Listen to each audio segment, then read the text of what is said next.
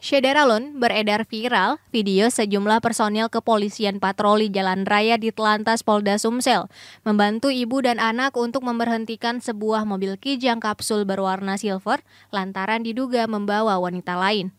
Video itu diunggah oleh akun Instagram RTMC_di Telantas Polda Sumsel sebagai bentuk klarifikasi lantaran telah beredar viral.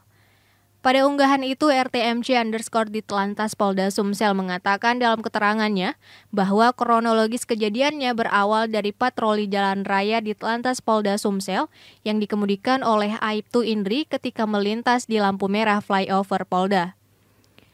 Kendaraan PJR itu diketuk-ketuk seorang wanita yang meminta bantuan untuk memberhentikan sebuah kendaraan kijang kapsul berwarna silver dikarenakan di dalam kendaraan tersebut bapaknya diduga membawa seorang wanita.